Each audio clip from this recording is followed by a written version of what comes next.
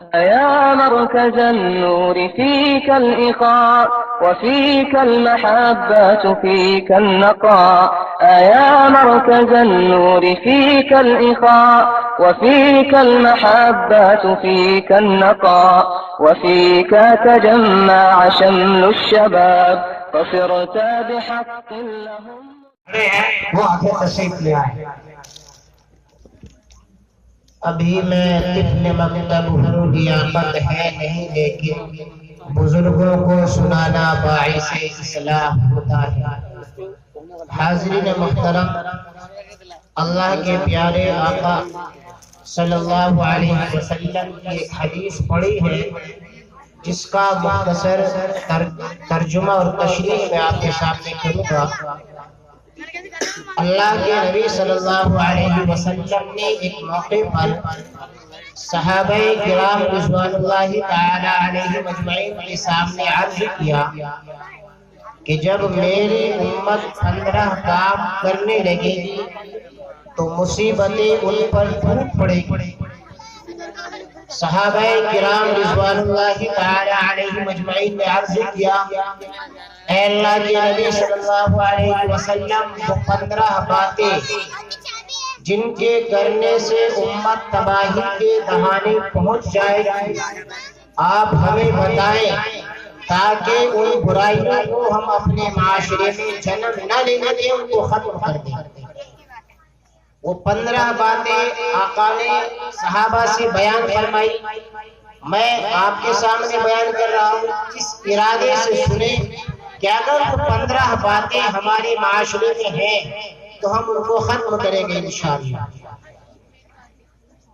پہلے اور دوسرے نمبر پر اللہ کے نبی نے ارشاد فرمایا، اذا قال المغنم دولت والامانت مغنما، جب مال غنیمت کو دولت سمجھا جانے لگے اور امانت میں خیانت ہو.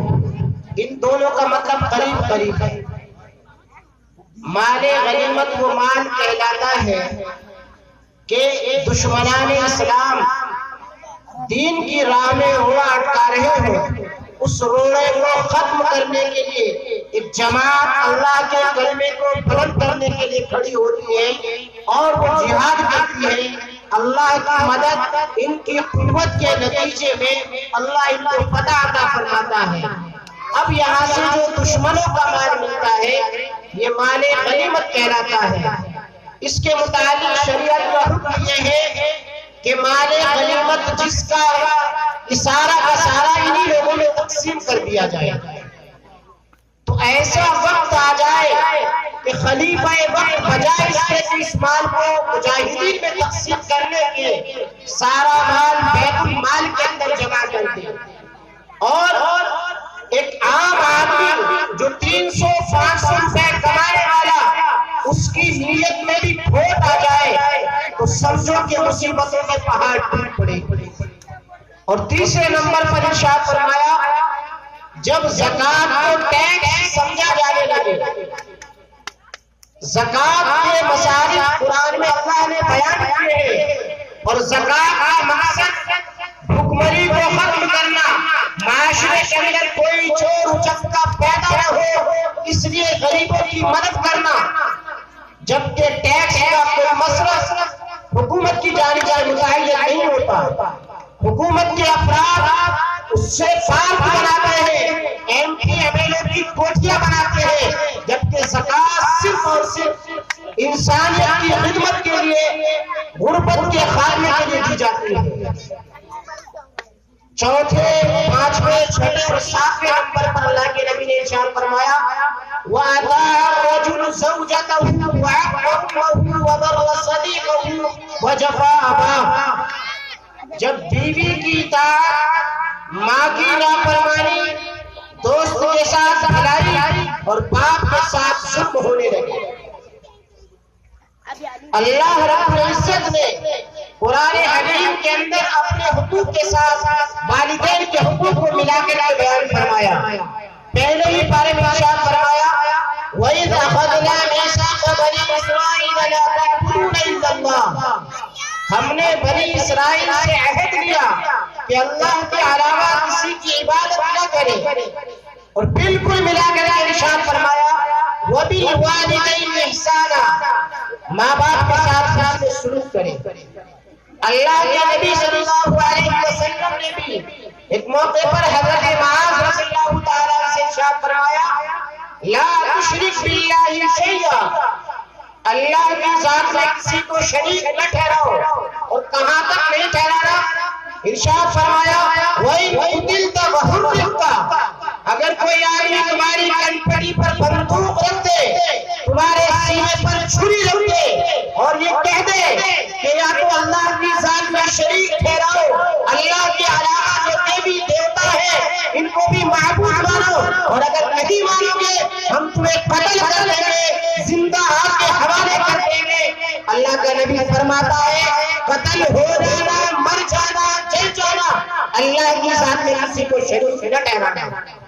بالکل ملا کر ارشاد فرمایا وَلَا تَعُقَّنَّ وَالِدَيْكَ وَإِنْ أَمَرَكَ أَن تَخْرُجَ مِنْ أَهْلِكَ وَمَالِكَ، ہرگز ماں باپ کی نافرمانی نہ کرنا، اگرچہ تیرے ماں باپ تجھے اس بات کا حکم دے کہ جو مقام تو نے اپنے ذاتی پیسے سے بنایا ہے اس مقام کو خالی کر، اس میں ہم رہیں گے، اپنے بیوی بچوں کو لے کر نکل جا۔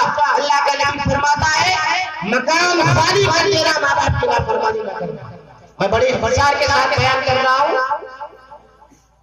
اللہ کے نبی نے ارشاد فرمایا کہ جب بیوی کی اطاعت، ماں کی نافرمانی، باپ کے ساتھ سلوک اور دوست کو گلے لگایا جائے، ہم میں سے ہر شخص اپنے گریبان میں جھانک کر دیکھ سکتا ہے۔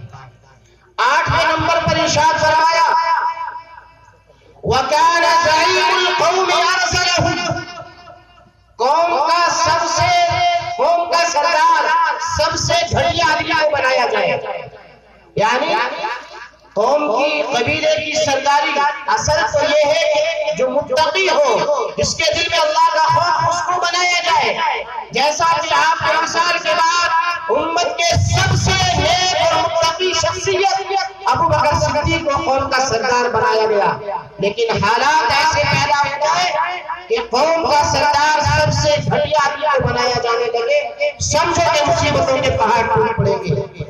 9 نمبر پر ارشاد فرمایا وَأُكْرِمَ الرَّجُلُ مَخَافَةَ شَرِّهِ، کسی آدمی کی تعظیم اس کے شر سے بچنے کی وجہ سے کی جائے، یعنی کسی کو سلام کیا جا رہا ہے، چودھری صاحب السلام علیکم، خان صاحب السلام علیکم، یہ سلام اس لیے کیا جا رہا ہے، یہ سلام اس لیے کیا جا رہا ہے کہ پولیس کا دلال ہے، یہ چور چکا ہے، اس کی نگاہیں غلط ہے، ہمارے گھر میں نوجوان بیٹیاں بہو ہیں، اگر سلام نہیں کریں گے اسی کیس میں لدوانے کا، جوان بچوں پر غلط نگاہ ڈالے گا، اس وجہ سے اس کو سلام کیا جاتا ہے۔ آقا نے فرمایا اگر ایسے حالات پیدا ہو گئے سمجھو کہ مصیبتوں کے پہاڑ ٹوٹ پڑیں گے۔ آگے ارشاد فرمایا وَشُرِبَ الْخَمْرُ وَلُبِسَ الْحَرِيرُ، جب شراب پی جانے لگے اور ریشم پہنا جانے لگے۔